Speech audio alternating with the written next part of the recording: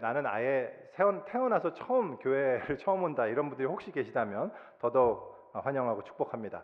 이제 매해 이맘때는 이제 기독교를 처음 접하는 분들을 위해서 이제 기독교가 무엇인가, 그리고 기독교가 말하는 구원이란 게 어떤 것이며, 그리고 이제 믿음이 어떤 것인가 이런 것들을 나누는 그런 내용의 말씀을 이제 전하고는 합니다. 그래서 지난주부터 전했는데 오늘도 기독교가 무엇이고 또 기독교가 말하는 복음이 뭔지를 좀 설명하는 그런 말씀을 함께 나누고자 합니다. 우리 마태복음 21장인데요. 예수님께서 말씀하신 비유의 말씀이에요. 저희 교회는 성경이 하나님의 말씀이라고 믿습니다. 그래서 우리가 성경이 하나님의 말씀을 읽을 때 다 함께 경건한 마음으로 함께 일어나셔서, 몸이 불편하지 않으시면 함께 일어나셔서 한 목소리로 읽었으면 좋겠습니다. 조금 길지만 저희가 한 목소리로 읽을게요. 자, 시작. 그러나 너희 생각에는 어떠하냐? 너희 어떤 사람에게 두 아들이 있는데 맏아들에게 가서 이르되 예, 오늘 포도원에 가서 일하라 하니 대답하여 이르되 아버지여 가겠나이다 하더니 가지 아니하고 둘째 아들에게 가서 또 그와 같이 말하니 대답하여 이르되 실소이다 하였다가 그 후에 뉘우치고 갔으니 그 둘 중에 누가 아버지의 뜻대로 하였느뇨? 이르되 둘째 아들이니이다. 예수께서 그들에게 이르시되 내가 진실로 너희에게 이르노니 세리들과 창녀들이 너희보다 먼저 하나님의 나라에 들어가리라. 요한이 의의 도로 너희에게 왔거늘 너희는 그를 믿지 아니하였으되 세리와 창녀는 믿었으며 너희는 이것을 보고도 끝내 뉘우쳐 믿지 아니하였도다.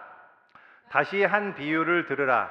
한 집주인이 포도원을 만들어 산 울타리로 두르고 거기에 즙짜는 틀을 만들고 망대를 짓고 농부들에게 새로 주고 타국에 갔더니 열매 거둘 때가 가까움에 그 열매를 받으려고 자기 종들을 농부들에게 보내니 농부들이 종들을 잡아 하나는 심히 때리고 하나는 죽이고 하나는 돌로 쳤거늘 다시 다른 종들을 처음보다 많이 보내니 그들에게도 그렇게 하였는지라.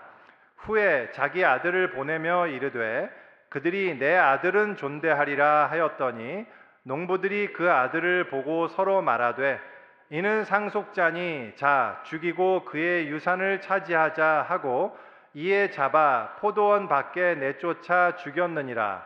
그러면 포도원 주인이 올 때에 그 농부들을 어떻게 하겠느냐? 그들이 말하되 그 악한 자들을 진멸하고 포도원은 제때에 열매를 바칠 만한 다른 농부들에게 새로 줄지니이다. 예수께서 이르시되 너희가 성경에 건축자들의 버린 돌이 모퉁이의 머릿돌이 되었나니 이것은 주로 말미암아 된 것이요 우리 눈에 기이하도다 함을 읽어본 일이 없느냐? 그러므로 내가 너희에게 이르노니 하나님의 나라를 너희는 빼앗기고 그 나라에 열매 맺는 백성이 받으리라. 이 돌 위에 떨어지는 자는 깨지겠고 이 돌 위 사람 위에 떨어지면 그를 가루로 만들어 흩으리라 하시니 대제사장들과 바리새인들이 예수의 비유를 듣고 자기들을 가리켜 말씀하심인 줄 알고 잡고자 하나 무리를 무서워하니 이는 그들이 예수를 선지자로 알미었더라. 아멘. 네, 다 함께 자리에 앉아 주십시오. 아참, 제가 이거 말씀 시작하기 전에 한 가지만 수정할게요. 굉장히 크리티컬한 거라 아까 찬양 부를 때 Your Kingdom Come 그 영어로 부른 부분이 있었거든요. 근데 Your Kingdom Come 다음에 You will be done으로 나왔어요. 치명적이죠. 그러니까 You will be done은 너가 끝날 거야라는 뜻이거든요. 그게 아니고 Your R이 들어가는 겁니다. 그래서 Your will 당신의 뜻이 be done 이루어질 것입니다라는 뜻입니다. 물론 아시겠지만 혹시라도 왜냐면 좀 이렇게 약간 이거는 좀 영어로 크리티컬한 부분이라 제가 그래도 좀 수정을 하기를 원합니다. 네. 그래서 제가 이제 초등학교 때요 그런 말장난 같은 게 좀 유행한 적이 있어요. 일종의 이제 넌센스 퀴즈였는데요. 일본인 이름 맞추는 뭐 이런 거였거든요. 혹시 기억나신 분 계시겠지만 뭐 일본인뿐만 아니라 중국인, 러시아인, 프랑스인 뭐 그런 거예요. 뭐 프랑스에서 가장 페류나 이름은 뭐냐, 뭐 에밀 졸라 뭐 이런 거거든요. 그런 거 있잖아요. 그러니까 그런 넌센스인데 그 중에 이제 일본어 중에 굉장히 기억나는 게 세상에서 가장 일본에서 가장 뭐죠? 마른 사람 이름이 뭔지 아세요? 그렇죠, 그렇죠. 이미 우리 수현이가 어떻게 알지? 이건 굉장히 제가 어렸을 적에 했던 그걸 아시는군요. 비사이로 막가 들어본 적 있으시죠? 비사이로 막가. 그죠? 그리고 일본에서 가장 마음이 약한 자매 둘의 이름은 우야꼬와 우짜알꼬. 이거 뭐 이런 게 있어요. 그리고 이제 일본 수도 관리국 국장의 이름은 이제 무라카와 쓰지마 상이다. 뭐 이런 그런 조크가 있었습니다. 제가 아주 어렸을 적에 나누던 이제 한마디로 이제 그 뭐라 그래요? 뭐죠? 하여튼 늙은 사람들이 하는 조크 그런 거였는데 지금은 그 중에 유명한 질문이 하나 있었어요. 뭐냐면 일본에서 가장 잔인한 사람 이름이 뭐냐였어요. 그렇죠. 들려요. 도끼로 이마까. 그렇죠. 도끼로 이마까 상이었어요.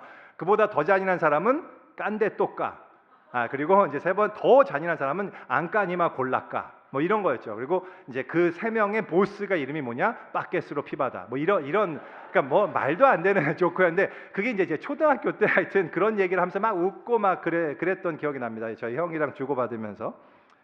근데 제가 왜 이런 얘기를 하냐면 생각해 보면 이게 조크지만 도끼로 이마까 생각만 해도 너무 끔찍하잖아요, 진짜. 근데 제가 왜 이 얘기를 드리냐? 우리가 어렸을 적에 이런 농담을 막 하다 보면요, 이런 도끼로 이마까라는 말이 나올 때마다 항용 등장하던 이름이 하나 있었습니다. 그 사람이 한국 사회 당시에는 살인마로서 전무후무했던 사람으로 이제 기록되면서요, 살인 얘기만 하면 등장하던 사람 이름이었어요. 이제 그러니까 그 사람 이름이 아예 일반 명사가 되어버렸던 그런 사람이죠. 지금은 뭐 지존파라든지 뭐 유영철 이런 사람들이 나와갖고 여러분들 잘 모르시겠지만 그때 당시에는 그래요. 그 사람의 이름은 고재봉이라는 사람입니다. 제가 벌써 이제 저희 교인들의 대상으로는 고재봉에 대해서 지금까지 설교하면서 한 3번쯤은 언급했던 것 같아요. 그래서 아마 우리 기존의 성도분들은 이미 잘 아실 텐데 뭐 잘 모르시는 분들 계시니까 한 번 더 말씀드리려고 합니다. 이제 이 사람은 1963년에 벌어진 일이었습니다. 근데 이 사람이 살인자로서 왜 그렇게 특별하게 유명했냐면요, 여러 사람을 도끼로 죽였기 때문이에요. 이 사람이 원래 군인으로서요, 당시 부대의 대대장 당번병이었다고 합니다. 네, 자기의 대대장이 아닌 다른 대대장 사택에 심부름을 가게 됐는데 순간 탐심으로 뭘 훔쳐요. 근데 그걸 그 가정부한테 들킵니다. 그래서 가정부가 소리를 지르니까 옆에 있던 도끼를 들어갖고 이걸로 위협을 해요. 이게 이제 살인 미수죄가 됩니다. 그래서 사실은 욱하는 저것 때문에 해서 사실 좀 용서해 줄 수 있었는데요, 그 대대장이 용서를 안 해줘요. 그래서 그 대대장 때문에 영창에 갖고 7개월 동안 감옥 생활을 합니다. 그 7개월 동안에 너무 자기는 억울하다고 생각을 해요. 그리고 자기 때문에 자기가 그렇게 빨간 줄이 가는 바람에 자기가 사귀던 여성한테도 이제 버림받게 되고 막 이럽니다. 그래서요, 출소하면 내가 반드시 그 대대장을 찾아가 죽이리라 마음을 먹어요. 그리고는 그 대대장 관사를 알고 있었거든요. 새벽에 결국은 술을 마시고 그 집을 찾아갑니다. 그리고는 그 대대장 관사에 있던 대대장과 그의 아내 그리고 그의 아이들 3명과 가정부까지 도합 6명을 도끼로 잔인하게 죽입니다. 도끼도요, 이런 손도끼가 아니라 지금 보시죠, 이 도끼로 죽였어요. 그래서 정말 근데 더 황당했던 건 뭐냐면 그가 감옥에 있던 7개월 동안에 원래 죽이려던 그 대대장은 이사를 갔었어요. 그래서 새로운 다른 그러니까 죽이려던 박모 대대장이었는 중령이었는데 이득주라는 중령이 와서 그 가족이 살고 있었는데 모르고 다 죽여버린 거예요. 엉뚱한 가족. 근데 이 사람이요, 실제로 성품에 굉장히 문제가 있었던 것 같습니다. 그런 범죄를 저지르고도 전혀 뉘우치는 기색도 없었고요. 법정에서 막 욕하고 막 난리치고 대단히 폭력적이고 아주 포악하기로 감옥에서도 유명했대요. 그래서 들어가면 보통 신빙이가 들어오면 이제 신입이 들어오면 왜 신고식 하고 난 다음에 그 깜빵에서 이렇게 서열이 새기잖아요. 근데 이 사람은 들어가는 순간에 보통 들어가 신고식 할 때 뭐라고 얘기하냐면 나는 6명을 죽이나 1명 더 죽이나 어차피 똑같다.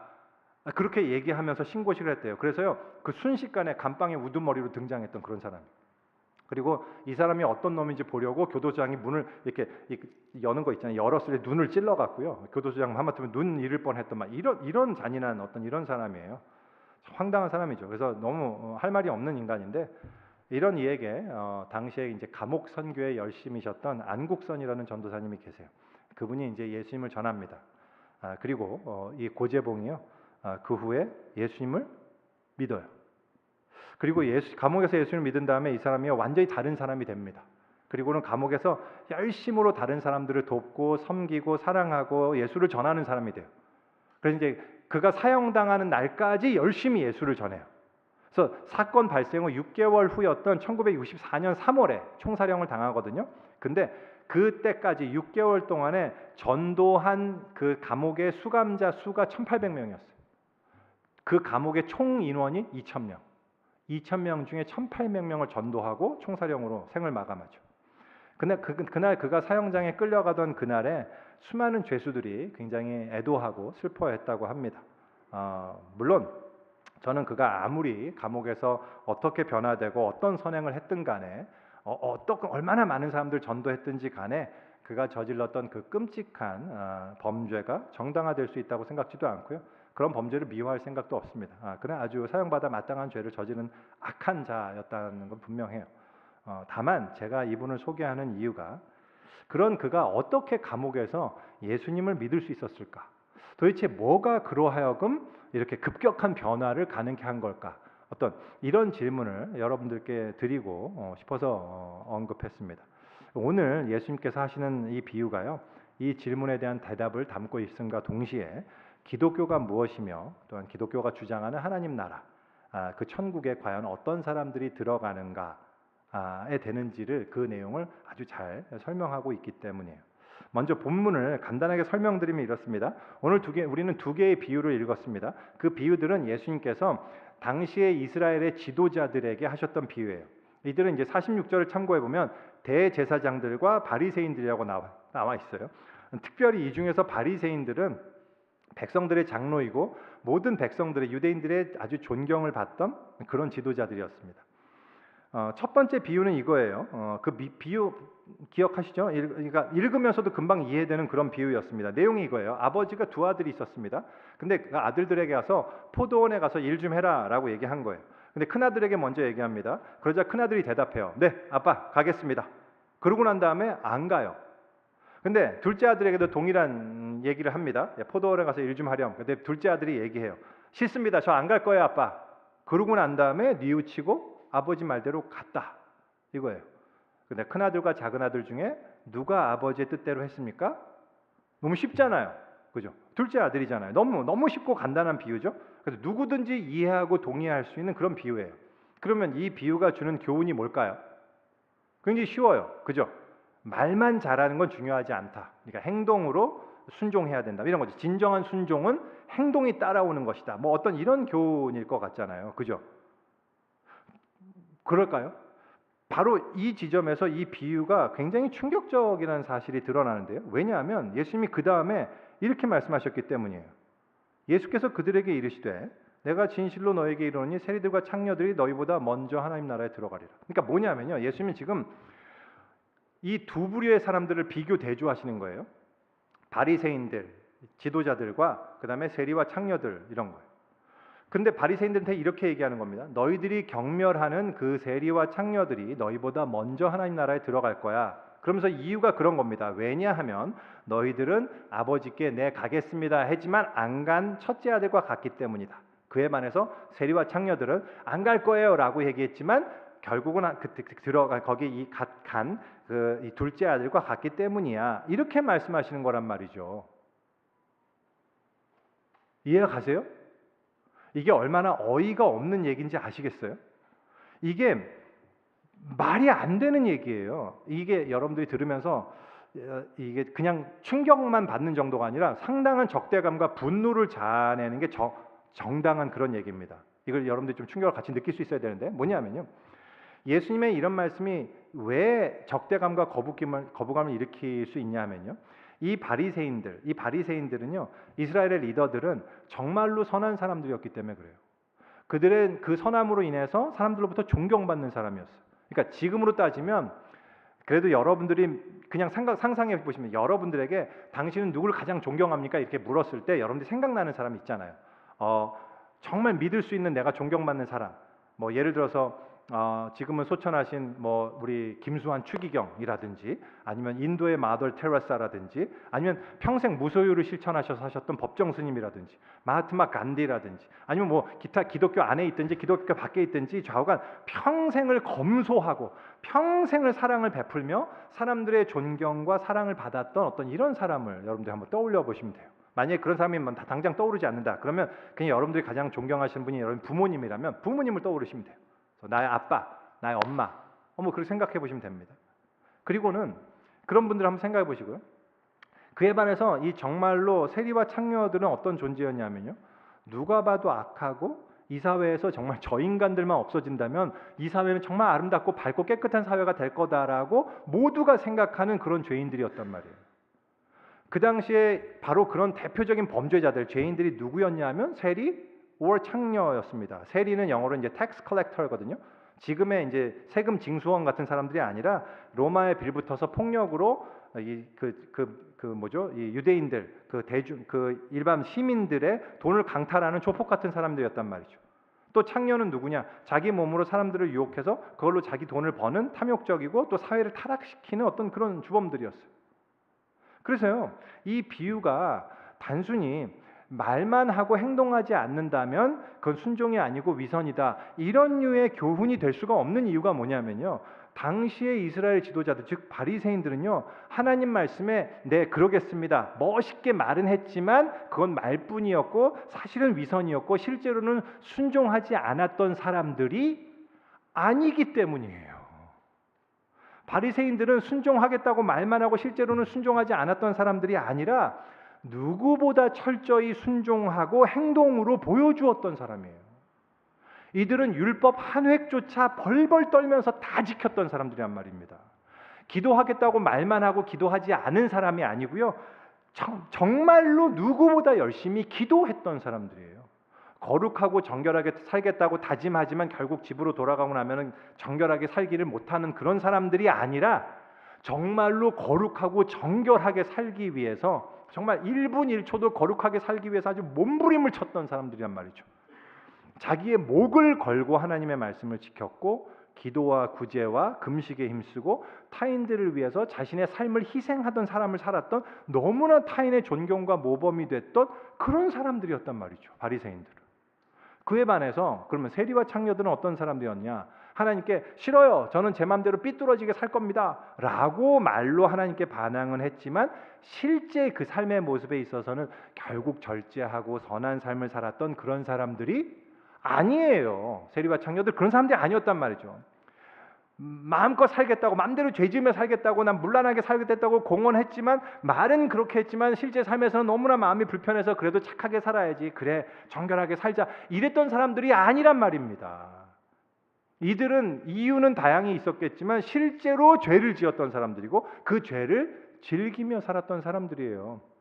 그래서 다른 사람들이 죄인이다라고 얘기할 때 본인 스스로도 인정했던 내가 죄인이라는 걸 인정했던 그런 사람들이란 말이죠. 그런데 예수님이요. 지금 이러한 세리와 창녀들이 둘째 아들이라는 겁니다. 그리고 바리새인들을 첫째 아들과 같다고 얘기하는 거예요. 아니 그래서 세리와 창녀들이 바리새인들보다 하나님 나라에 더 합당하다고 지금 말씀하시는 거예요. 이게 말이 안 되는 선언이라니까요. 지금 예수님은 정말 열심히 선하게 살려고 착하게 살려고 애쓰는 사람들을 엄청 그냥 디스커리지 시키는 거예요. 그에 반해서 정말 쓰레기 같은 인간들, 그런 인간들에게 막 면죄부를 주시는 이야기를 하는 거란 말이죠. 그래서 이 얘기를 들으면요, 사실은 뭐 당연하지 이렇게 얘기할 생각이 아니고요. 여러분들의 마음도 엄청 불편해져야 정상입니다. 여기 오신 분들 새로 오신 분들 제가 처음 뵙는 분들도 잘은 모르지만 제 개인적으로 제가 판단하건대 나름대로 선하게 최선을 다해서 착하게 살아오신 분들이라고 저는 생각해요. 아닌가요?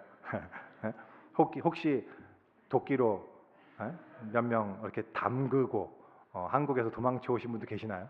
뭐 그런 분들 안 계실 거죠. 혹시 계시다면 잘 오셨습니다. 혹시 계시다면 아주 잘 오셨어요. 오늘 말씀을 통해서 함께 은혜를 나눴으면 좋겠습니다. 근데 어쨌든 대부분 아니잖아요. 대부분 최선을 다해서 여러분 나름대로 착하게 선하게 내 주어진 삶에서 정말 열심히 살아오신 분들이잖아요. 그죠? 여러분들 그런 삶인 거 잘 알아요. 근데 아니 그런 사람들이 아니라 신문에 보면 진짜 나쁘고 악한 인간들 있잖아요. 우리가 잘 아는 진짜 와 정말 우리의 주먹을 울리는 막 주먹에서 울음소리가 들리죠. 이런 인간들 보면 막 그 부산의 돌려차기남이라든지 아니면 무슨 엠번방, 뭐 조주빈이라든지 뭐 이런 사람들, 뭐 학폭 연루된 어떤 그런 사악하고 정말 뻔뻔스러운 인간들이라든지 이런 악당 같은 인간들, 그런 사람들 생각해 보시라고요. 그죠? 근데 그러면 그런 사람들을 언급하시면서 우리들한테 너희들보다 걔네들이 먼저 하나님 나라에 들어간다 이런 얘기를 하시는 거란 말이죠. 너무 열받죠. 이게 뭔 소리야 도대체. 아니 그런 천국이라면 나 안 가겠습니다. 이런 얘기가 바로 나오는 게 정상적인 반응이라니까요. 너무 분노가 올라와야 돼요. 예수님 무슨 얘기를 하시는 거냐고 도대체. 이거 무슨 말도 안 되는 얘기하고 있는 거야 도대체. 내가 어떻게 살아왔는데 저런 인간하고 나랑 비교하면서 저 사람들이 먼저 들어간다고 무슨 소리를 하시는 거예요 도대체. 이렇게 반응이 나온 이게 정상인 얘기를 하시는 거란 말이죠. 도대체 예수님은 무슨 생각 가지고 이런 얘기를 하신 걸까요? 왜 예수님은 그토록 선하고 아름다운 삶을 살아는 이스라엘 지도자들에게 너희가 큰아들과 같다라고 말씀하셨던 걸까요? 그리고 도대체 왜 이런 세리와 창녀들에게 자네들이 둘째 아들과 같다는 얘기를 왜 하신 거냔 말이죠. 그 이유를 32절에서 예수님이 이렇게 말씀하십니다.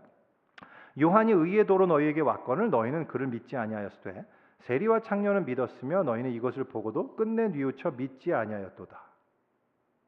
침례 요한이라는 사람이 있었어요. 침례 요한은 예수님보다 좀 먼저 와서 그때 당시에 이스라엘의 유대인들에게 회개하라고 선포하고 이제 회개하라.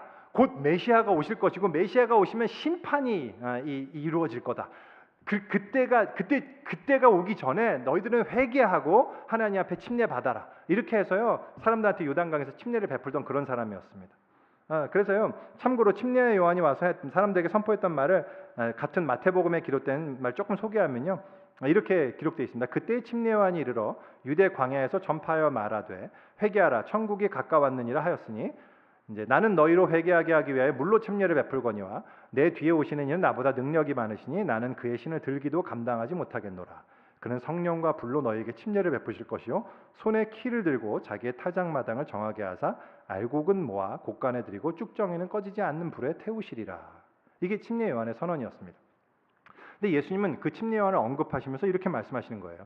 이 침례 요한이 왔을 때 세리와 창녀들은 그의 말을 듣고 믿었다.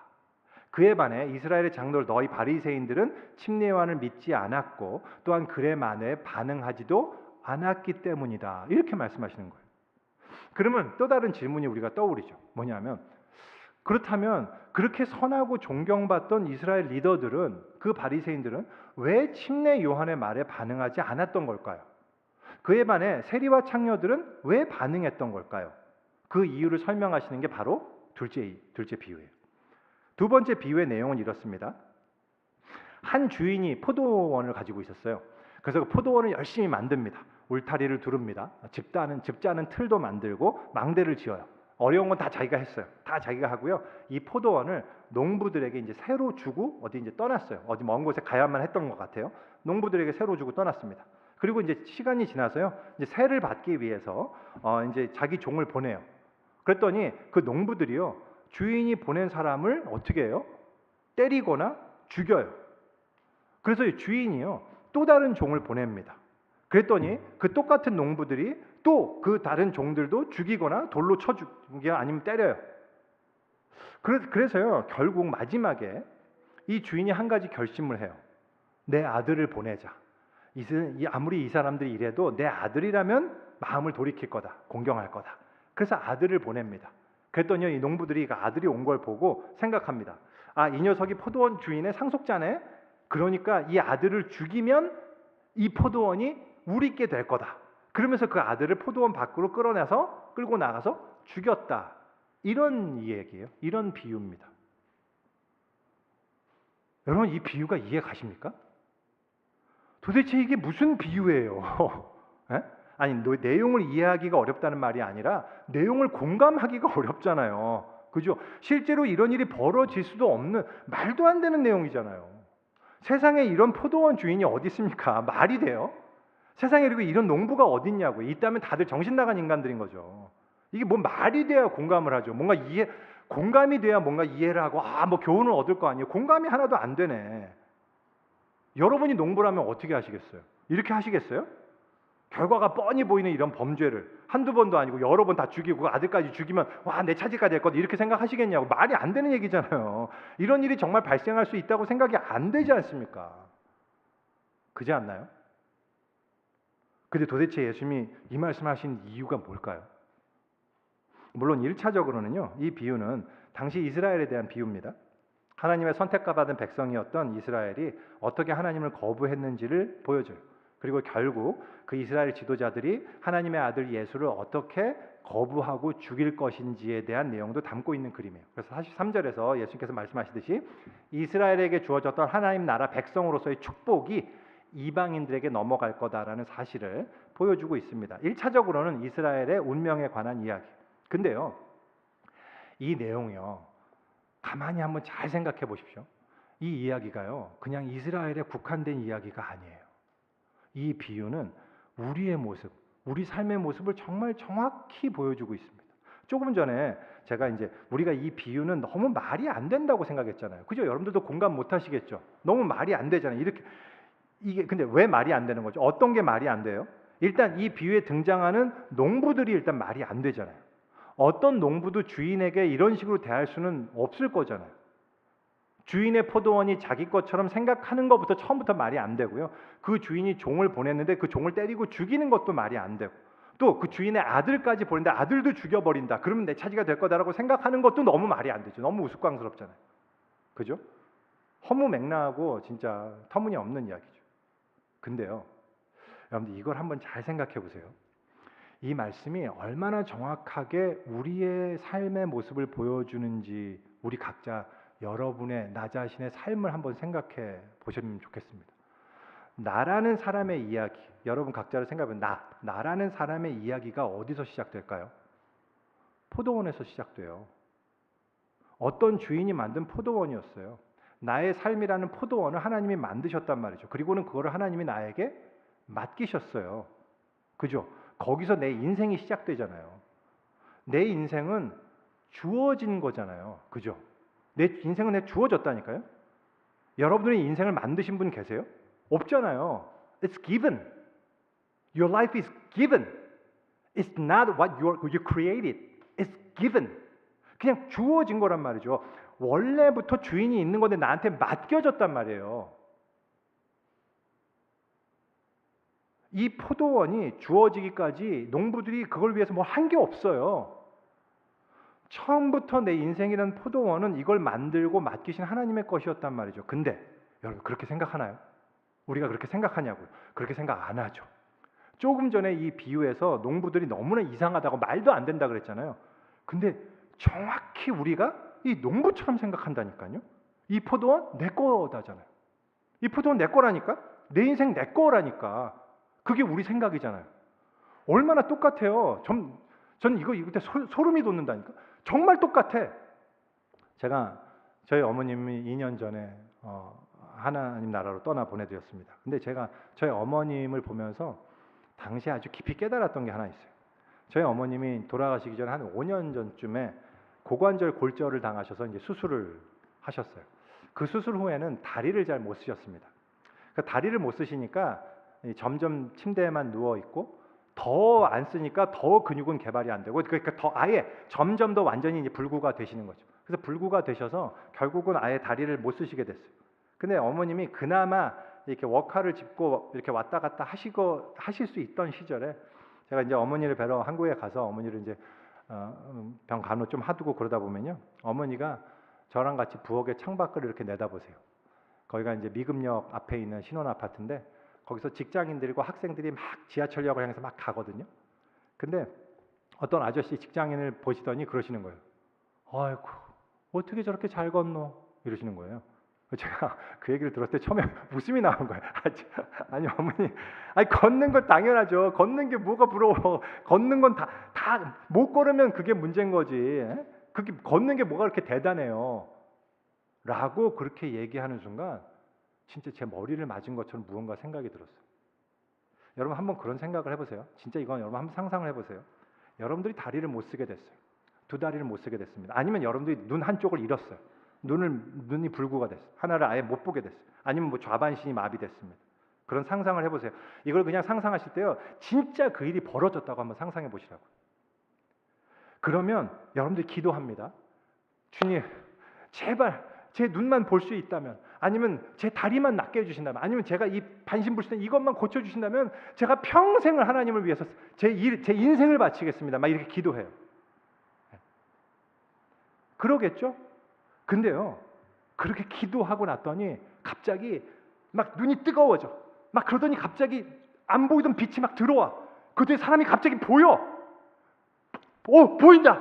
라고 생각해 보세요. 상상을 해보시라고요. 다리가 삐쩍 말라가고 근육도 하나도 없었는데 그 기도를 하고 났는데 갑자기 다리가 막 뜨거워지더니 막 근육이 붙더니 갑자기 벌떡 일어나서 내가 뛰게 됐다고 상상해 보시라고요. 한번 상상만 해보세요. 그리고 여러분들 어떨 것 같으세요? 정말 할렐루야! 하나님 정말 저 미칠 것 같아. 기적이다. 이건 기적. 할렐루야, 하나님 감사합니다. 이러지 않겠습니까? 정말 그렇잖아요. 그럴 거잖아요. 누구든 그럴 거예요, 아마. 저 같으면 그냥 하염없이 눈물이 흘렀을 것 같아요. 근데 가만히 생각해 보세요. 그 기적을 우리 날마다 경험하잖아요. 오늘도 경험했잖아요. 여러분들 이 중에 눈 다 보이시잖아요. 다리가 온전하잖아요. 건강하잖아요. 근데 이게 기적이라고 우리가 생각을 안 해요. 진짜 이 기적을 매 순간 누리고 있는데 우리가 감격하지 않죠. 내가 어떻게 이런 기적을 지금 살고 있지? 감동하지 않아요. 왜 그럴까요? 이유는 단 하나예요. 원래부터 내 거니까. 아니, 내가 지금 누리는 건강, 이거 내 거였거든요. 내가 누리는 지능, 내 거니까. 내가 누리는 성품, 다 원래부터 내 거였어요. 원래부터 내 건데, 이게 다 원래부터 내 건데 내 걸 내가 누리는데 내가 왜 감사를 해야 되냐고요. 원래 내 건데, 그죠? 내 거는 원래 건강한 게 내 거였어요. 근데 내가 왜 감사를 해야 되죠? 이렇게 생각하잖아요. 그래서 우리는 놀라지도 않고 감사하지도 않죠. 이 모습을 보면요, 포도원이 자기 거라고 우기는 농부들이 정확히 우리 모습이라니까요. Exactly the same one. 정말. 그래서 이 인생이 내 거기 때문에 우리는 마음껏 하나님의 종의 이야기를 거부하죠. 왜냐하면 이 포도는 원래 내 거니까. 내 건데 자꾸만 내 거 아니라고 우기는 어떤 존재가 자꾸 와갖고 나한테 이거 네 거 아니야라고 해봐요. 죽여버려야지. 뭐 말도 안 되는 얘기하고 이거 내 건데 내 걸 갖고 자꾸 내 거 아니래. 그건 그런 사람 없애버리는 거죠. 그 말을 들을 필요가 없는 거예요. 그래서 우리는 우리 마음 안에서 하나님이 보내신 종들을 다 죽이죠. 거부하는 거예요. 오늘 제가 여러분들께 말씀을 전하는데요, 제가 하나님의 종으로 전합니다. 여러분들은 얼마든지 여러분 마음 안에서 저를 죽이실 수 있어요. 두 번 다시 안 보고 안 들으면 그만이잖아요. 저 죽이지 말아주세요. 저 안 죽고 싶어요. Please, 안 죽이실 거죠? 안 죽이실 것이라는 약속을 다음 주에 참여하는 걸로 다시 이렇게 약속해 주시면 됩니다. 저를 죽이지 않으셨으면 좋겠어요. 근데 더 나아가서 이 사람들이 아들을 죽이면 포도원이 자기께 될 거다라는 농부들의 생각. 정말 웃음밖에 안 나오잖아요. 웃기잖아요. 무슨 말도 아들을 죽이면 포도원이 짓게 될 거래. 무슨 말도 안 되는 얘기예요. 이런 머리가 바보 같은 인간들이나 이렇게 하는 거죠. 그렇게 생각하잖아요, 우리가. 근데 그 정확히 우리가 그렇게 생각한다니까요. 하나님이라는 존재가 있는 것만으로 난 힘들다. 하나님은 나를 속박하고 내 자유를 제한하고 내 삶을 제한하고 나를 힘들게 하는 분이야. 그래서 하나님으로부터 그런 존재가 없어지면 인간은 참으로 자유롭게 될 것이고 진정한 자아를 찾게 될 것이고, 그래서 이런 어떤 절대선, 절대 가치, 초월적 어떤 이 기준, 이런 것들을 우리가 버리게 될 때, 그럴 때 우리는 비로소 더욱 풍요롭고 행복한 나만의 진정한 삶을, 이 스스로의 가치를 내가 쟁취할 수 있을 거다. 이게 우리의 생각이고요. 이게 프리드리히 니체가 선언했던 Gott ist tot, God is dead. 신은 죽었다라고 선언했던 근본적인 이유잖아요. 그래서 내 안에서 참 주인이신 하나님이라는 존재 자체를 아예 거부하잖아요. 거부. 저는 이 비유를 읽을 때마다 이렇게 우스꽝스럽고 말도 안 되는 비유가 얼마나 정확하게 우리의 삶을 그냥 정확히 보여주고 있는지 진짜 소름 돋는다니까요. 여러분 안 그러실까요? 진짜 말도 안 되는 이 비유가 이제 보니까 내 얘기였던 거예요. 와, 진짜 황당하네. 다시 한번 말씀드리지만 여기서 농부들의 생각의 핵심은 이거예요. 이 포도원은 내 거다라는 생각입니다.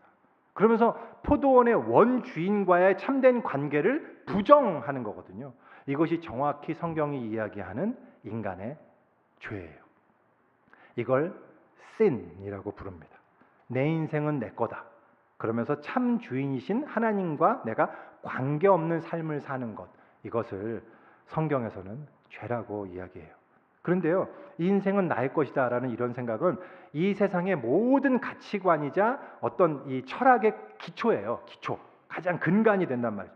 그렇기 때문에 당연하게도 내가 내 포도원에서 내가 열심히 땀을 흘려서 가꾼 모든 소출은 내 것이다, 나의 포도원의 가치는 내가 창출한다라는 생각으로 이어진단 말이죠. 내가 열심히 잘 가꾸면 잘 가꿀수록 내 가치가 올라가는 거예요. 왜? 이 포도원 내 거니까. 그러니까 그게 바로 우리가 업적주의 가치관이라고 부르는 내용이죠. 이것이 정확히 이스라엘 지도자들의 그 바리새인들의 생각 안에도 있었던 생각이란 말이죠. 그들은요, 천국에 갈 자신이 있었어요. 왜? 왜냐하면 자기는 누구보다 선한 일을 많이 했거든요. 누구보다도 거룩하게 율법을 철저히 지키며 살았거든요. 그들은 거짓이 아니라 정말로 거룩한 삶을 살았기 때문이에요. 그래서 그들은 자신들의 모습에 대해서 자부심이 있었다니까요. 예루살렘 성전과 그들이 철저히 지켰던 안식일법, 이런 것들은요, 그들의 자랑의 근거였어요. 나는 목에 칼이 들어와도 안식일은 지킨다. 철저히 하나님만을 위해서 나는 열심히. 그래서요, 나는 하나님 앞에 당당히 나아갈 수 있다고 생각했습니다. 하나님이 나를 보시고 기뻐하실 거다. 왜? 나는 철저히 다 지켰으니까. 이것이 그들이 침례 요한의 회개하라는 외침에 반응하지 않은 이유였단 말이죠.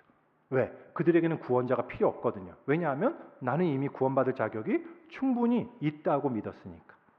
근데 예수님은 그렇지 않다고 말씀하시는 거예요. 네가 무엇을 했든, 네가 얼마나 잘했든 간에 그 업적을 너의 가치로 챙기려는 모든 시도는 결국 하나님의 포도원을 내 것이라고 우기는 농부들의 생각과 다르지 않으며, 그것이 바로 침례 요한을 거부한 이유이며, 그것이 바로 너희가 아버지의 말을 따르겠다고 말은 했지만 결국은 아버지와는 아무 관계없는 일을 선택한 그 이유이다라고 말씀하시는 거란 말이죠.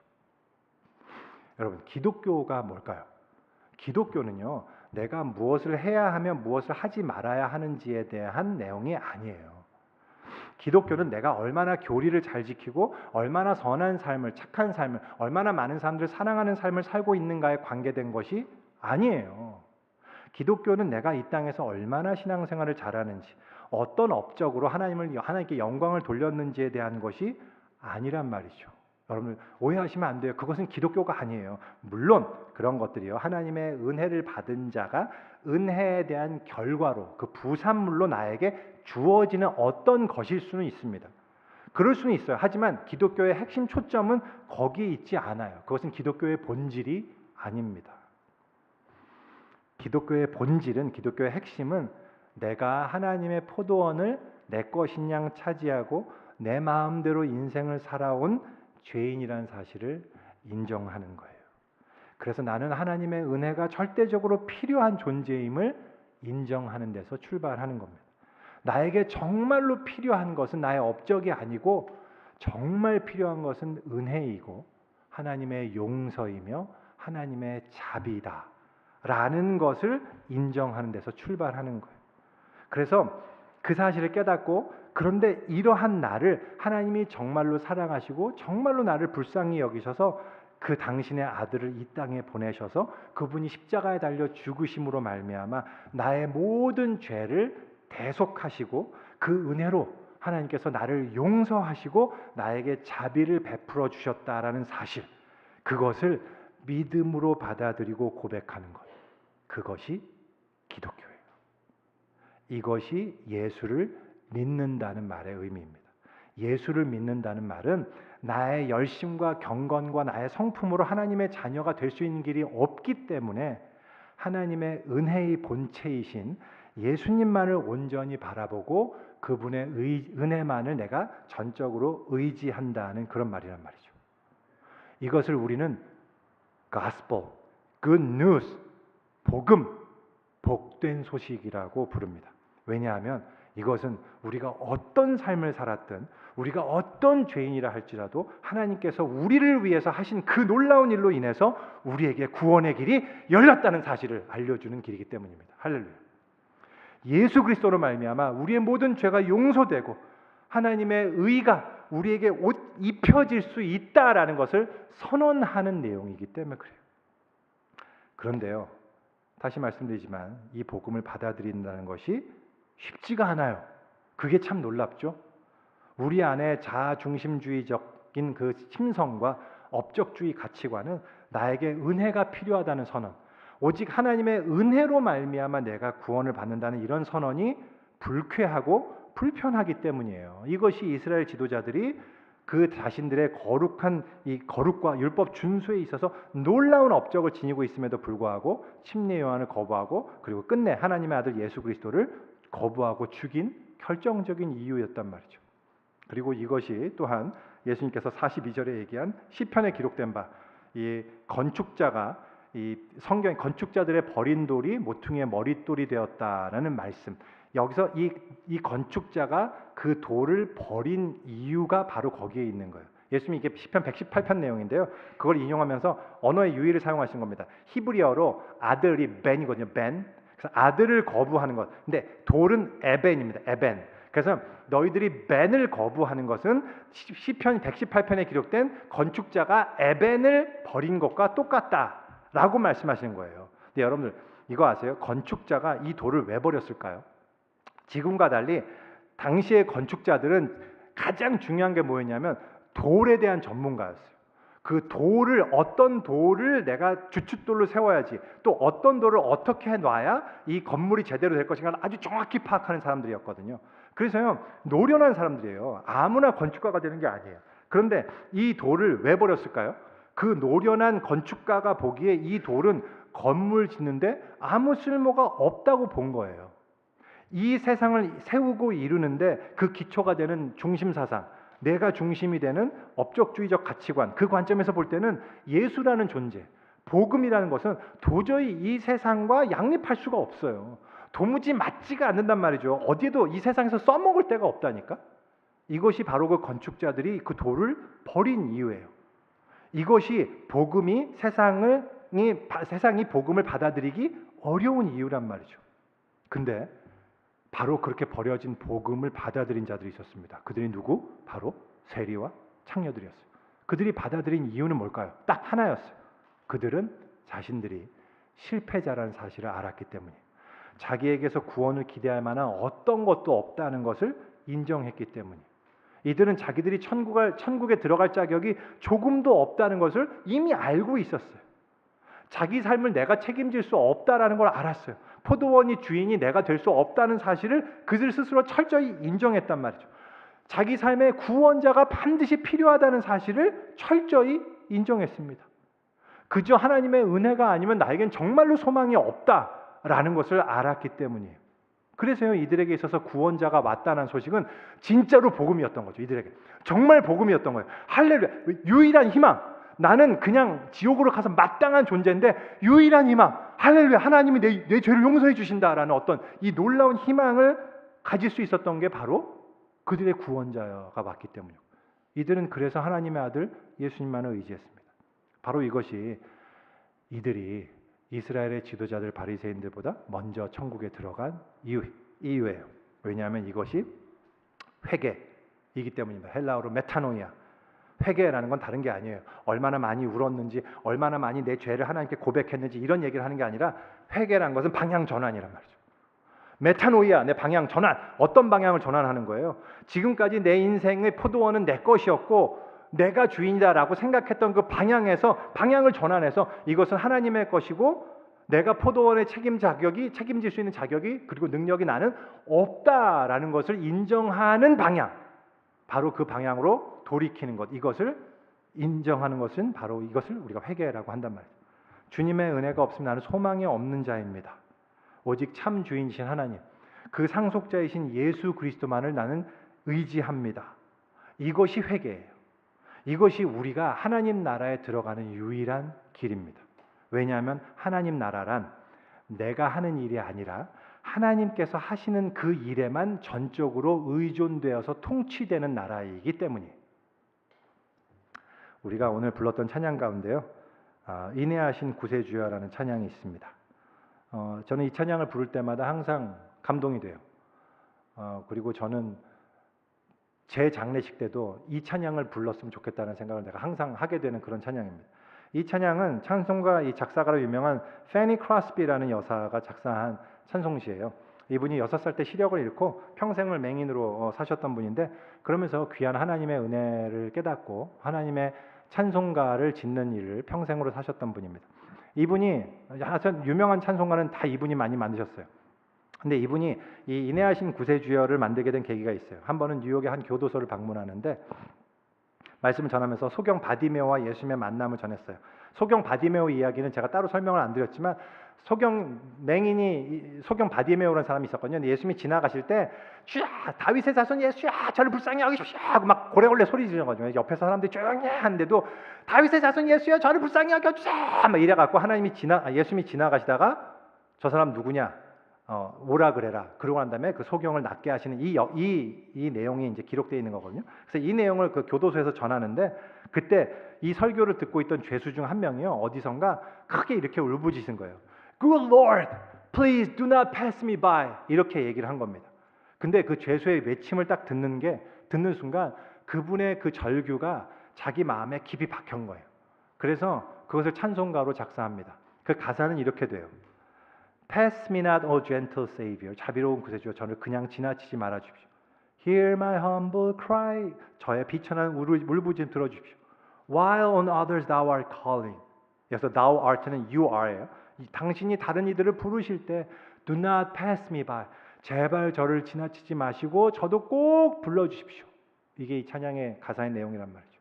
Savior, Savior, please do not pass me by. 라는 거예요. 우리나라 번역, 우리가 함께 불렀지만요, 여기도 굉장히 좋은, 아주 잘 번역한 것 같아요.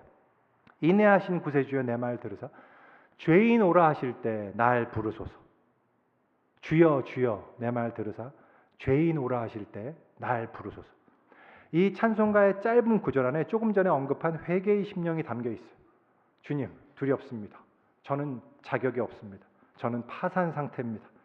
저에 대한 기대가 전혀 없습니다. 저는 제 힘으로는 하나님 나라에 들어갈 자격이 전혀 안 되는 제가 인정합니다. 그런 저를 지나치지 말아 주십시오. 주님, 주님의 은혜를 저는 간절히 사모합니다. 주님께서요, 이런 심령을 절대로 그냥 지나치지 않으십니다. 바로 이런 심령을 당신의 나라로 이끄십니다. 이것을 우리가 복음이라고 부릅니다. 이것이 예수님이 세리와 창녀들이 하나님 나라에 먼저 들어갔다고 말씀하신 이유예요. 초두에 제가 고재봉이라는 살인마 죄수를 말씀드렸어요. 그는 법정에서 결정된 대로 사형을 언도받고 총살형으로 생을 마쳤습니다. 그의 마지막 순간은 이렇게 기록되어 있습니다. 집행관이 물었어요. 마지막으로 하고 싶은 말이 있는가? 그때 고재봉이요, 잠깐 침묵 후에 이렇게 답합니다. 하나님이 세상을 이처럼 사랑하사 독생자를 주셨으니 이는 저를 믿는 자마다 멸망하지 않고 영생을 얻게 하려 하심이라. 이것은 요한복음 3장 16절의 내용이에요. 또 할 말 있는가? 네, 검찰관님. 제가 웃고 있을 때 방아쇠를 당겨주십시오. 그리고는 그가 소리 높여서 찬송가를 부르기 시작했어요. 그 찬송가가 바로 인내하신 구세주예요. 인내하신 구세주여 내 말 들으사 죄인 오라 하실 때 날 부르소서. 주여 주여 내 말 들으사 죄인 오라 하실 때 날 부르소서. 그리고 찬양이 끝마칠 때쯤에 그가 미소를 지었어요. 그때 방아쇠가 당겨지고 살인마 고재봉은 그렇게 세상을 떠납니다.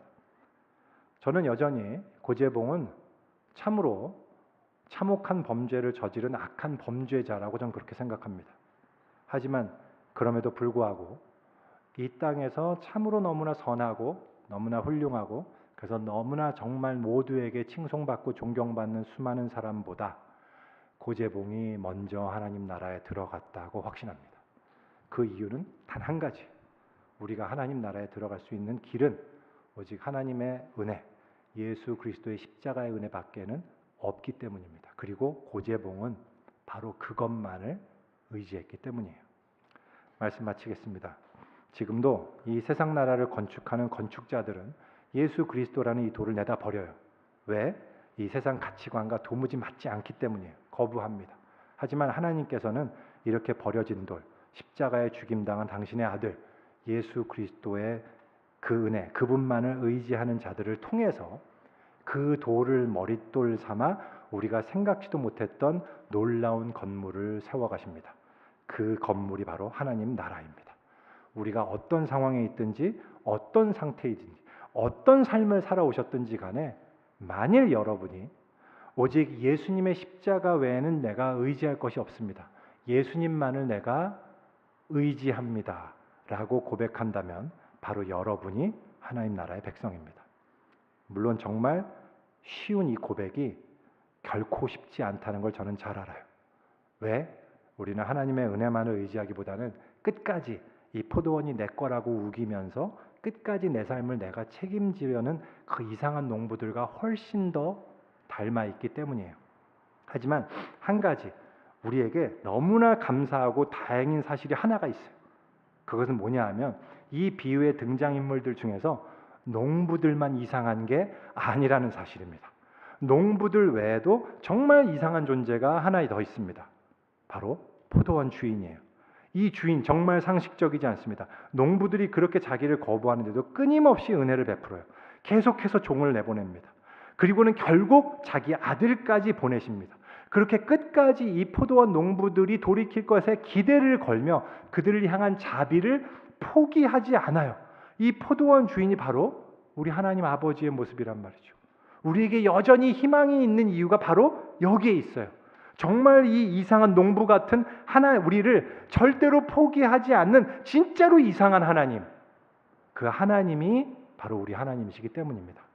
그리고 그 하나님은 우리를 회개하게 하시려고 지금도 끊임없이 여러분들께 하나님의 종을 보내십니다. 이 하나님의 은혜 여러분들은 어떻게